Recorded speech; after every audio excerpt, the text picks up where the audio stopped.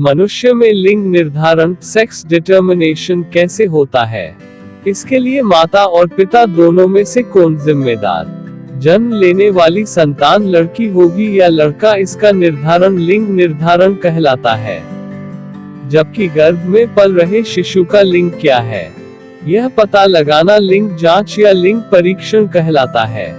कैसे होता है मनुष्य में लिंग का निर्धारण? मनुष्य का रंग, रूप, स्वभाव तथा लिंग सहित सभी लक्षणों का निर्धारण कोशिकाओं में पाए जाने वाले धागे के समान सूत्र, जिन्हें गुणसूत्र या क्रोमोसोम्स कहा जाता है। मनुष्य में कुल 23 जोड़े यानी 46 गुणसूत्र होते हैं। इनमें से 22 जोड़े दैहिक गुणसूत्र या ऑटोसोम्स हमारे शरीर का रंग, रूप, कद, काठी का निर्धारण करते हैं, जबकि शेष 01 जोड़े गुणसूत्र सेक्स क्रोमोसोम्स लिंग का निर्धारण करते हैं। पुरुष 22 जोड़े ऑटोसोम्स जोड़ XY सेक्स क्रोमोसोम्स। महिला 22 जोड़े ऑटोसोम्स जोड़ XX सेक्स क्रोमोसोम्स। औरत के पास तो केवल XX गुणसूत्र मौजूद होता है, जबकि आदमी के पास XY दोनों गुणसूत्र मौजूद होते हैं। अगर आदमी का X और औरत का X गुणसूत्र मिल जाए तो लड़की पैदा होती है, जबकि महिला का X और आदमी का गुणसूत्र मिल जाए तो लड़का पैदा होता है। इसलिए प्राकृतिक रूप से लिंग निर्धारण में केवल पुरुष की भूमिका महत्वपूर्ण होती है।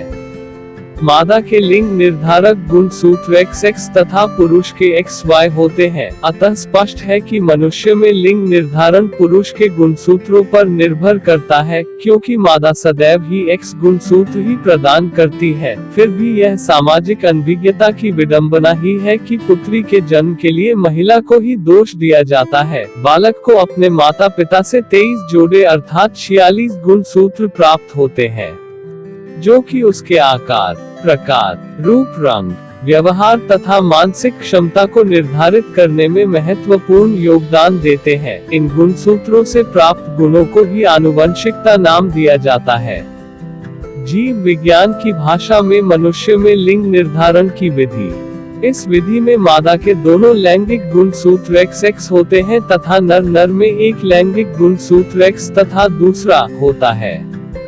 मादा में जब अंडजनन होता है तब सभी अंडाणुओं में एक अगुणित सेट दैहिक गुणसूत्र का तथा एक X लैंगिक गुणसूत्र होता है, A जोड़ X। इस प्रकार सारे अंडाणु समान होते हैं, अतः मादा को समयुग्मकी कहते हैं। इसके विपरीत नर में शुक्राणुजनन के समय कुछ शुक्राणुओं में एक सेट दैहिक गुणसूत्रों का तथा गुणसूत्र A जोड़ X और A जोड़ Y होते हैं।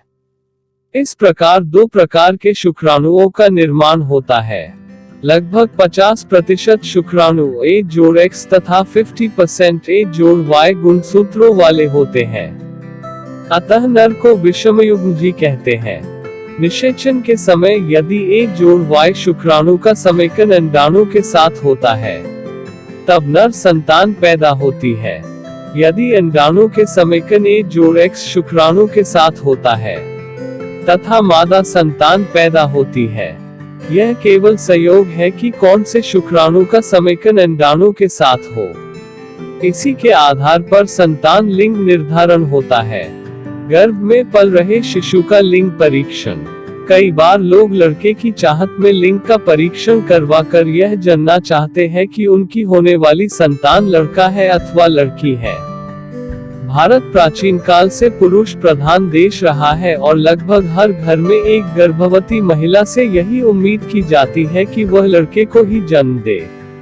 कई बार लोग लड़के की चाहत में लिंग का परीक्षण करवाते हैं।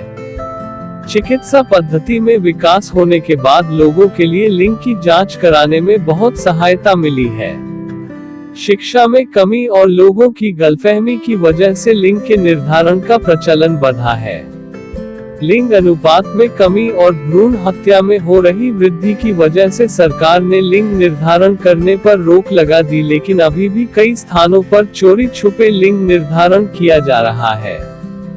भारत सरकार द्वारा लिंग निर्धारण पर बैन लगाने के बाद इसमें रोक लगी है और अस्पताल इसे करने से मना कर रहे हैं।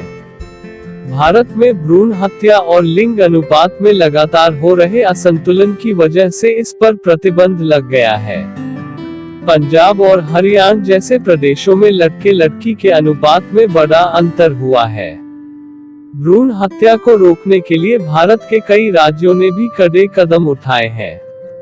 पीएनडीटी एक्ट 1994 द्वारा लिंग परीक्षण को कानूनी अपराध मानकर लिंग परीक्षण करने और करवाने वालों के लिए सजा का प्रावधान किया गया। पूर्व गर्भाधान और प्रसव पूर्व निदान तकनीक अधिनियम 1994, preconception and prenatal diagnostic technique act 1994, जन्म से पूर्व शिशु के लिंग की जांच पर पाबंदी के लिए भारत की संसद द्वारा पारित एक संघीय कानून है। इस अधिनियम से प्रसव पूर्व लिंग निर्धारण पर प्रतिबंध लगा दिया गया है। लिंग परीक्षण करने के उपकरण अब इन तकनीकियों द्वारा गर्भ में पल रहे शिशु की विकृतियों की जांच की जाती है, न कि लिंग परीक्षण। अल्ट्रासाउंड सोनोग्राफी तकनीक अल्ट्रासाउंड मशीन से मेडिकल इमेजिंग तकनीक का इस्तेमाल मांसपेशियों, आंतरिक अंगों की कल्पना करने के लिए किया जाता है। शिशु के लिंग के निर्धारण का यह सबसे आसान तरीका है। अल्ट्रासाउंड तकनीक से करीब 5 माह के शिशु के लिंग व तिथि का पता लगाया जा सकता है। अल्ट्रासाउंड मशीन लगभग सभी अस्पतालों में उपलब्ध होती है। इन्वेसिव परीक्षण तकनीक इन्वेसिव परीक्षण द्वारा 11 हफ्तों के शिशु के बारे में यह पता लगाया जा सकता है कि वह लड़की है या लड़का। Thank you for watching my videos. Please share and subscribe my YouTube channel.